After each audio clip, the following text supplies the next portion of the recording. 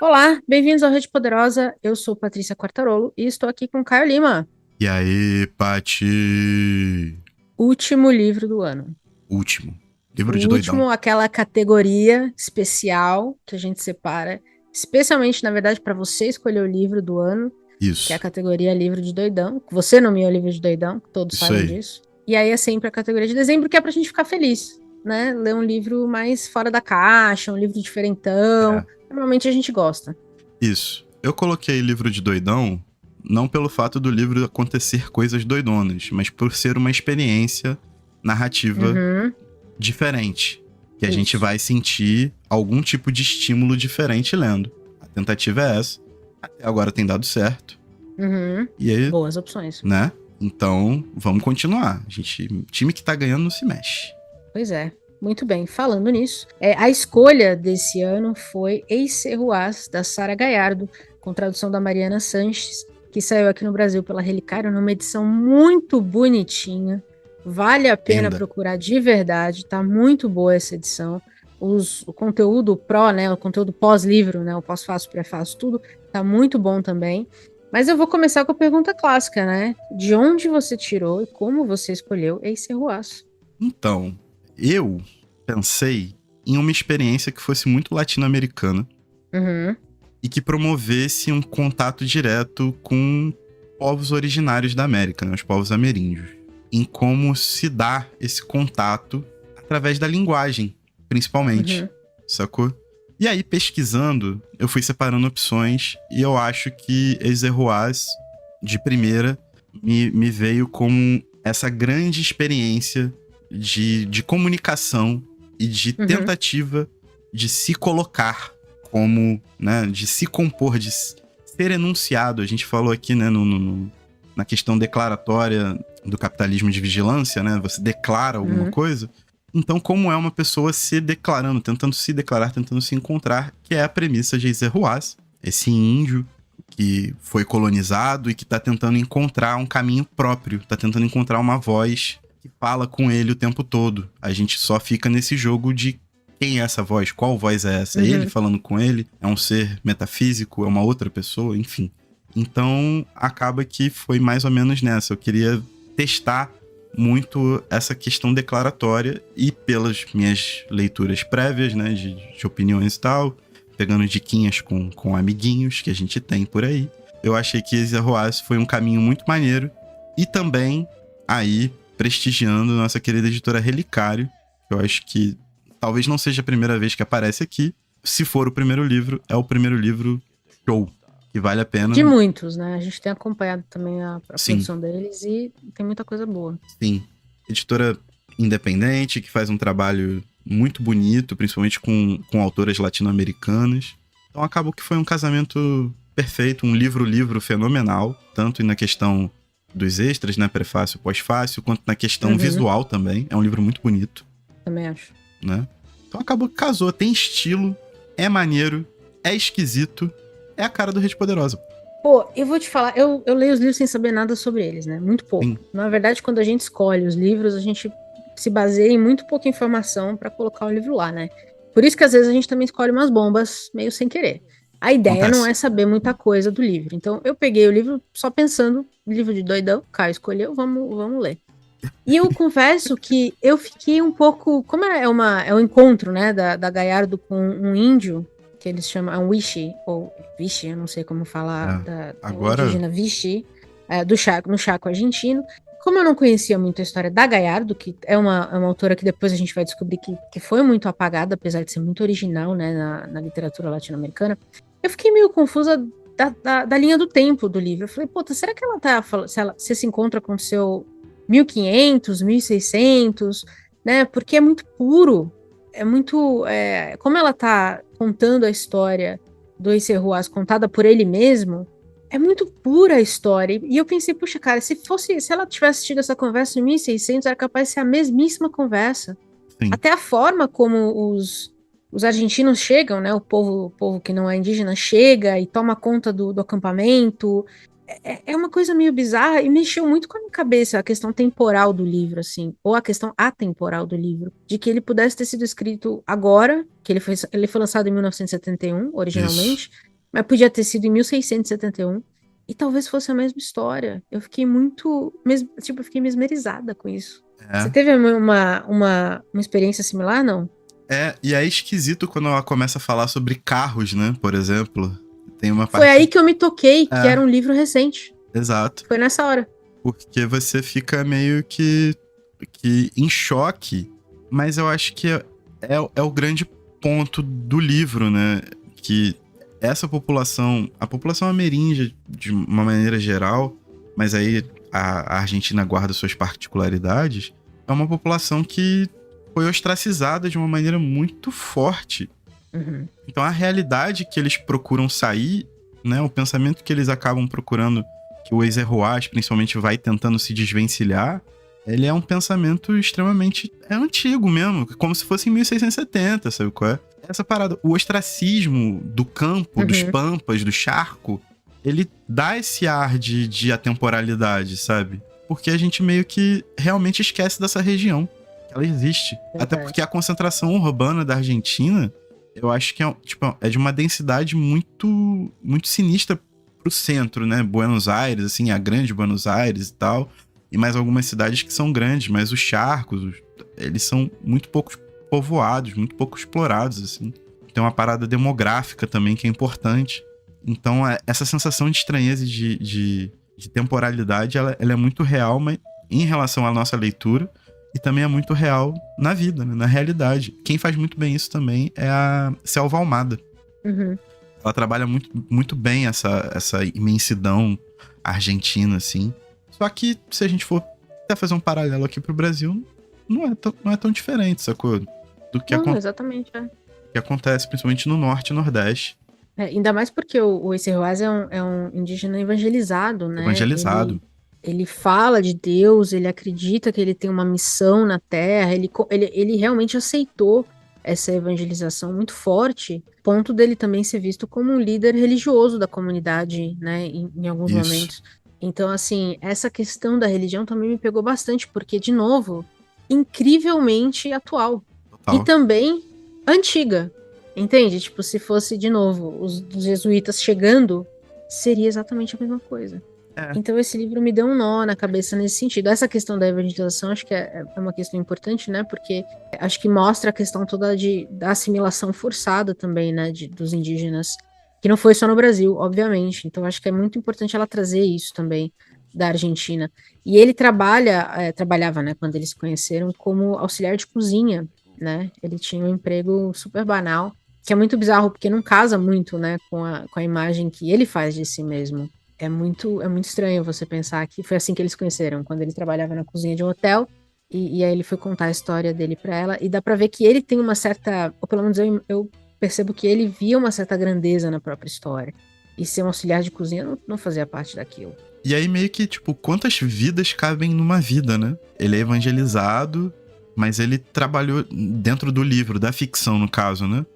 Ele trabalhou como diversas coisas, até chegar a ser auxiliar de cozinha, mas ele também foi capataz durante um tempo, Uhum, sacou? Ele viu tantos lados da moeda e como esse processo de evangelização, quando ele tenta sair, também é muito difícil, né? Porque ele acredita na unidade dele depois como sendo esse ser e tenta procurar um caminho dele desvencilhado. Só que é um caminho muito ligado ao evangelho que já habita nele, sacou? Então ele vai criando uma confusão, um emaranhado de coisas que vai proporcionando pra gente uma experiência muito, muito voraz mesmo. Da mesma forma que existe uma história muito peculiar, ela passa por tantos lugares, ela passa por tantos momentos diferentes de vida, que ela é quase uma história geral, né? Assim, ela consegue fazer isso vir da pessoa pro ambiente de uma maneira muito perspicaz. Ela consegue remontar essa história dessa forma. Cara, é uma odisseia. É uma odisseia do charco, uhum, basicamente. A vida é do verdade. cara é uma odisseia do charco, sabe? Uma coisa que os textos de acompanhamento reforçam bastante, eu acho que é parte da experiência do livro, é a linguagem, né? ela usa uma linguagem, ela usa a linguagem que ele usa, na verdade. Ela Sim. não traduz, entre aspas, ou melhora o que ele fala, ou muda, ou interpreta. Ela simplesmente escreveu o que ele falou, e às vezes parece até que ele se perde um pouco nas histórias que ele está contando, ele usa termos muito específicos, né? A Mariana comenta num texto muito bonito sobre o trabalho de tradução e das dificuldades que ela encontrou com os termos indígenas para traduzir. Eu imagino que tenha sido um trabalho de tradução magnífico, assim, mas fica belíssimo lendo, mas eu imagino que tenha sido um grande trabalho, longo, e ela conta um pouco sobre isso. E aí eu acho que a linguagem que a Gallardo escolheu colocar aqui, que é exatamente como ele fala, também nos ajuda a ver que existe uma cultura que se tentou matar durante centenas de anos, né, séculos e séculos, mas ela segue muito viva, né? Ele ainda, apesar dessa assimilação que ele teve com a religião, por exemplo, né, e dos cargos que ele teve aí, dos empregos que ele teve, que são comuns a todos nós, ele carrega dentro dele ainda muito do povo dele, né? E eu achei isso muito bonito. Mesmo quando ficava confuso, e algumas vezes para mim, pelo menos, ficou um pouco confuso, eu acho que foi intencional dela mostrar que era assim que ele fala mesmo, é assim que ele conta a história, é um fluxo de consciência. Ele vai contando, aí às vezes ele lembra uma coisa, ele volta, aí ele volta para cá, ele conta da esposa dele, aí ele volta para cá, que é mais ou menos como a conversa costuma caminhar. E eu achei essa questão da linguagem muito, muito bonita. Como você viu a linguagem aqui no livro? Fez parte da experiência que você esperava? Total, total. Eu acho que a linguagem como um todo, eu acho que ela dá margem pra gente elaborar ainda mais sobre o que é a figura do Ezeruaz e todas as impressões que a gente tem dentro do livro, sabe? A primeira impressão que fica logo nas primeiras páginas é que ele sempre nega duplamente as frases, né? Sim, exatamente. Ele sempre nega, é sempre uma palavra negativa junto do não. E isso vai se repetindo, é uma estrutura que é utilizada o tempo todo, o tempo todo, o tempo todo. E depois, com o avançar da história, né, do caminho que ele vai fazendo, ele carrega a herança de uma vida, mas ele tenta negar tanto a primeira quanto a evangelização dele. As duas formas que ele conhece esse ser, Ezeruaz, que nasceu índio, continua índio, obviamente, mas foi evangelizado pelo homem branco, ele vai tentando negar para criar o próprio caminho ali, ele vai tentando criar uma situação que é muito própria, que ele se dá muita importância. Então eu fiquei pensando várias vezes assim, pô, será que essa dupla negação também, tipo, não tem a ver com essa negação de opostos que ele foi, de polos que ele foi? Sabe qual é? Mas só eu viajando, né? Isso aí Essa era a intenção, né? que é a intenção, tipo, o que essa linguagem, nessa forma de falar, é um livro muito coloquial também, foi me levando durante o caminho. E aí eu fui me deixando levar. Mas essa dupla negação é uma parada que pega desde o começo, obviamente, e que me colocou esse tipo de reflexão, que vai permanecendo durante o livro todo. Então a experiência com a linguagem, pra mim, ela foi justamente essa descoberta e esse raciocínio acerca do que uma literatura fortemente enraizada nas tradições daqui pode oferecer, sacou? Sem perder por um minuto sequer as contradições que se apresentam na vida. Tentar fazer ficção disso, né? Estar realizado, né? Um livro. É grandioso por si só, pô. Sabe? Tentar usar isso, tentar dar experiência, dar voz a isso, experimentar, trabalhar o texto, a coleta de depoimento, tudo mais. Tudo isso é muito grandioso, sabe qual é? É uma coisa que você só vai encontrar em Ezeruaz. Eu acho essa assinatura muito maneira. Não existe um livro parecido com ele. A questão da linguagem comenta-se aqui no livro, num dos textos de apoio, que pode ser comparado com Guimarães Rosa. Com essa ideia de você usar a linguagem, basicamente você usa como você quer. A linguagem, ela é um ser vivo e você vai dobrar ela e flexibilizar ela conforme você acha que faz sentido. Que é uma coisa que não a Sara, mas o Ezeruaz faz. Sim. Né? E talvez também por isso, dessa assimilação que ele foi obrigado a passar, né? Ele aprende a língua do povo dele, mas ele é obrigado a aprender essa outra língua que às vezes soa um pouco estranha.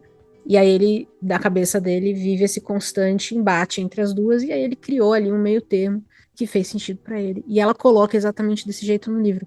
Eu acho que é isso, essa questão da dupla negativa, a Mariana também comenta um pouco isso no texto dela, como sou estranho, né? Principalmente para quem, acho que, imagino que espanhol sou ainda mais estranho. porque a gente tem algumas construções em português que fazem sentido, né? Não quero nada, que pra gente é muito comum. E eu acho que também tem essa questão da dupla negativa, que pode também ser, eu fiquei pensando, esse constante questionamento do que é e o que não é, né? Sim, perfeito. Ele parece, às vezes, perdido entre mundos, né? Ele é, não sei, eu senti muita solidão na história que ele Sim. conta. Parece que ele tá sempre buscando algum tipo de companhia, de apoio, e ele sempre acaba sozinho. Tem uma solidão muito grande na história dele. E aí eu fico me perguntando também se essa coisa de estar sempre no meio, entre dois povos, entre duas línguas. Ele tinha um nome, né? Um nome evangélico, ele tinha o Esse Ruas, que era o nome indígena dele. Ele às vezes era chamado de um, às vezes era chamado pelo outro. Então, essa persona que se cria entre dois mundos, talvez também tenha se refletido nessa linguagem, de que você cria essa linguagem flexível, que é só sua. E aquela parada, né, sobre a solidão, que eu acho que é um aspecto muito importante do livro, porque ele cria a religião de uma pessoa só, né? Exatamente. Ele cria a religião Eiseruás ali. Ele é o Deus e o seguidor fiel da parada. E algumas coisas que ele fala só fazem sentido pra ele, absolutamente. Como experiência de leitura mesmo, tem hora que você realmente dá uma viajada legal, porque a parada fica realmente complicada no meio do caminho. Mas eu acho que foi muito interessante como ponto narrativo, ele conseguir, através da Sarah, se colocar em contradição o tempo inteiro, né? Porque a solidão dele é uma solidão vinda desse não lugar, mas ao mesmo tempo ele tomou muitas decisões que o levaram a ficar sozinho. É verdade. E isso vem a partir do cara que ele acha que tá destinado a salvar logo no começo ali, e vai cuidar do cara, como vem apontando pro passado dele, com a esposa dele, a tragédia que foi a esposa dele, sabe qual é? Tem algumas versões e fica sambando, mas no final ele tá sem esposa, abandonado sozinho, completamente... Por momentos ele dá a entender que foi culpa dele, por momentos ele dá a entender que foi uma culpa do destino, da vida, que os deuses não quiseram assim, que alguma coisa aconteceu. E ele vai trabalhando essa contradição e essa voz narrativa que passa e flui da primeira pessoa pra terceira pessoa e causa muita confusão também o tempo todo.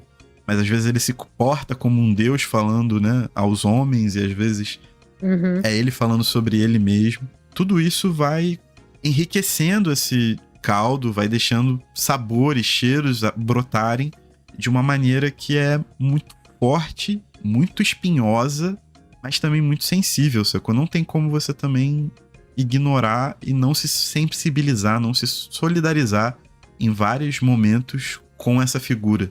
Por mais que às vezes pareça que ele simplesmente fez merda, pô. Ele foi otário, ele foi escroto. Por mais que ele deixe essa entrada, existe um fator que você vai olhando pra dentro dessas contradições e vai raciocinando sobre elas. E aí elas estão profundamente ligadas também à linguagem, né? A forma como ele se expressa, perdido nesse caminho que ele tá tentando encontrar. Recentemente, vai vir aí ainda, eu gravei um vídeo, eu li um livro, calhamação, chamado Cidade nas Nuvens, e aí eu percebi que tem um autor que muita gente gosta e eu tenho um problema com ele. Eu percebia que eu tinha um problema com esse autor, mas eu não conseguia explicar o que era.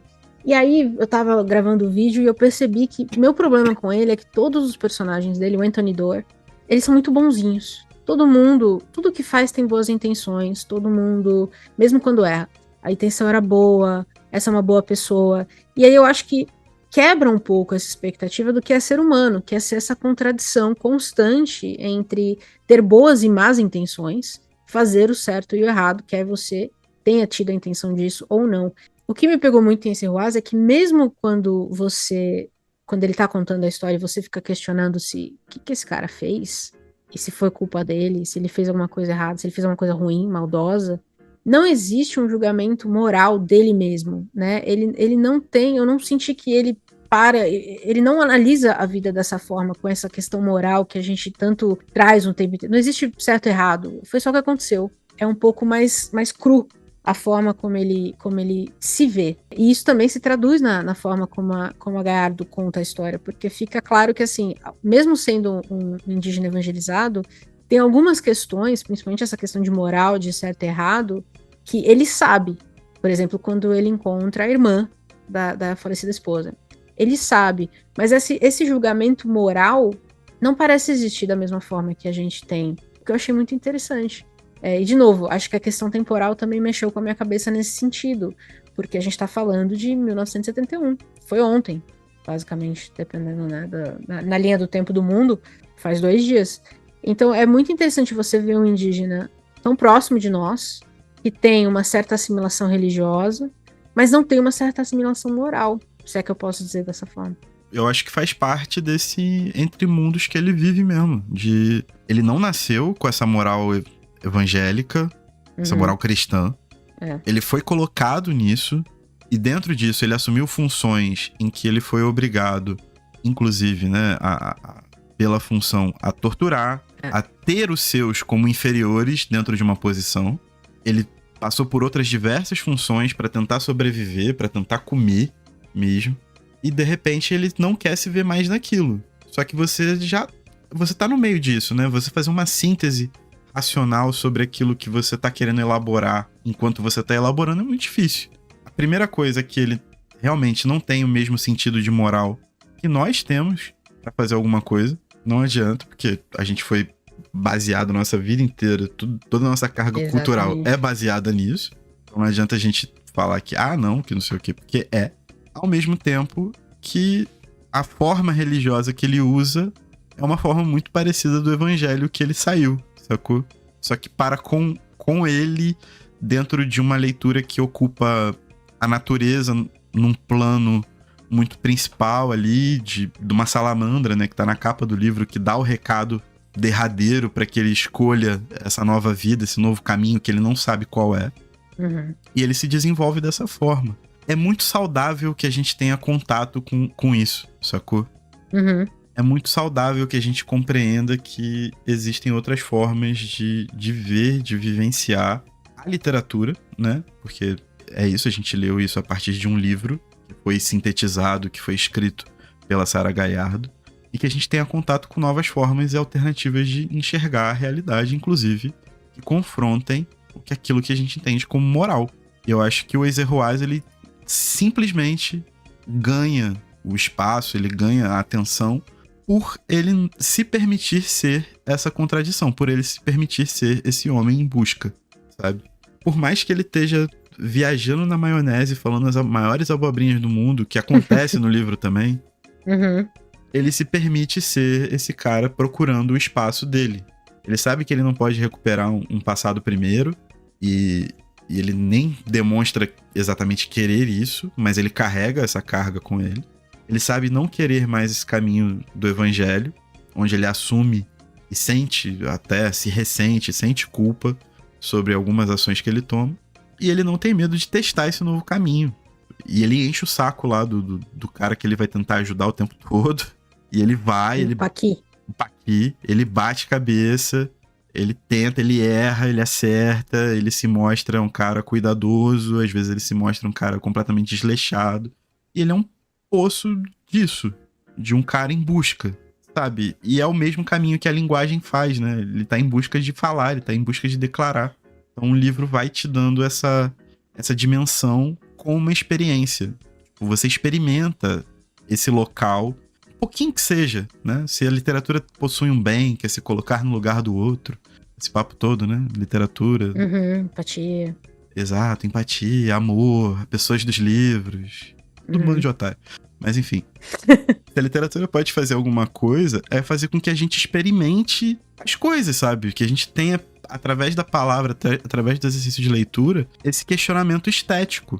Ou através da estética, que a gente consiga se questionar em outros fatores que abrangem a nossa vida. Esse livro, quando trata as coisas dessa maneira, quando se coloca, se presta a falar dessa maneira, quando pega uma experiência da Sarah Gallardo e a Sarah se propõe a ficcionalizar isso e transformar isso em livro, eu acho que ele faz todo esse caminho, sabe qual é? Esse livro, ele é todo um caminho, ele é toda uma construção. E isso foi o que me deixou mais animado, mais até do que eu esperava, assim. Não é só a história de um ícone, né? De uma pessoa, um índio sul-americano do charco argentino. Ela é uma construção que vem de lá e vem muito carregada de muitos fatores que pode fazer você mergulhar aí num universo completamente alternativo. Eu acho que esse é o principal. E lembrando que ela fez isso numa época em que vozes indígenas não tinham, né, muita autonomia para contar as próprias histórias, né? A gente, bom, pelo menos aqui no Brasil, acho que a gente pode dizer isso com mais propriedade, que toda a história indígena, até certo ponto da nossa cultura, foi contada por homens brancos. Então, ela fez isso também, trazendo a história desse homem numa para dizer que eles estão aqui, eles existem, eles ainda existem. E eu acho que dar voz da forma como ela fez, sem questionar, sem alterar, sem interpretar o que ele falava, né, colocando como ele falava as coisas, também é dizer que, olha, a sua história importa, a sua voz importa, e não tem certo ou errado a forma de viver. A sua vida é a Isso. sua vida. Então ela criou, para mim, tem uma poesia muito, muito forte esse livro de você, porque o E.C. Ruais agora vai viver para sempre, né? O E.C. Ruais chegou ao Brasil, É depois isso de aí. muito tempo, obviamente, mas chegou ao Brasil, foi traduzido. Então é você também colocar os conflitos internos de um homem e os conflitos sociais, né, de quem esse homem era e o que ele representava na sociedade, para a história. E tem um lado belíssimo disso também, né? Total. E é muito interessante porque dentro dessa questão dos conflitos, existem duas colonizações europeias diferentes, né? Existe uma colonização que vem italiana e tal, uma colonização que a gente está mais acostumado a ouvir falar, Uhum, mas também tem a colonização nórdica, dos suecos, dos noruegueses, desse processo de evangelização que foi tão ou mais terrível quanto outros, sacou? verdade. E vem de uma estrutura diferente de pensamento, vem de uma forma diferente. Até esses pequenos detalhes de formação, eles Uhum, estão explícitos no livro, eles estão acontecendo no livro e eles mostram a diferença que faz no Acer Ruas. O impacto disso no Acer Ruas, só que você só vai ter a dimensão disso se você se permitir mergulhar nessa experiência que é ler Acer Ruas. Que é ler o Acer Ruas. Você tá ali com o depoimento na mão, se entregar a essa parada. É um trabalho muito sui generis. Eu acho que, de certa forma, a Sarah foi sabotada porque, com certeza, é um dos maiores escritos do tempo dela, no boom latino-americano. verdade. Ela não, Sacou? ela não aparecia, né? Não aparecia. E se esse livro realmente ganha corpo, eu acho que ele é melhor do que muita coisa que a gente trata como sendo grandiosa dessa época. E que é, realmente, tem muita coisa boa Uhum, produzida. Mas esse livro é um marco, pô. Ele é um marco. E existem questões que não fizeram com que ele fosse um marco na época que ele deveria ser. Eu acho que sim. isso tem que ficar bastante ressaltado. Mas é um livro que precisa, acho que, figurar um pouco aí na estante de todo leitor, sabe? Eu detesto falar isso, mas eu acho que essa é uma frase boa pra esse livro. É um livro que precisa estar na mão de bons leitores, que queiram realmente se desafiar a entender uma pessoa. Que o livro é isso. É, o livro é isso. No centro é basicamente isso. Não É, eu gosta de concordo. E empatia? preenche, Então, vai lá. Fica, pô. exerça. Mas é verdade, é um livro que fecha uma lacuna importante, né? Porque, se eu não me engano, é o único Galhardo traduzido no Brasil até hoje. E também porque é um livro que foi resgatado na própria Argentina só lá para os anos 2000 Exato. com o Ricardo Piglia, né? Então, assim, Isso aí. mesmo na Argentina, não só ele não fez parte do boom latino-americano, mas ele foi meio jogado, escanteado até os anos 2000 e demorou mais 20 anos além disso para chegar aqui, que é a nossa reclamação clássica, né? De como o Brasil tá afastado dos nossos vizinhos e o que a gente perde com isso, né? Veja só, todo esse tempo o brasileiro já podia estar lendo esse Joás e ainda. E agora, bom, graças a Mariana Sanches e a Relicário, pode. E eu concordo, eu acho que deve.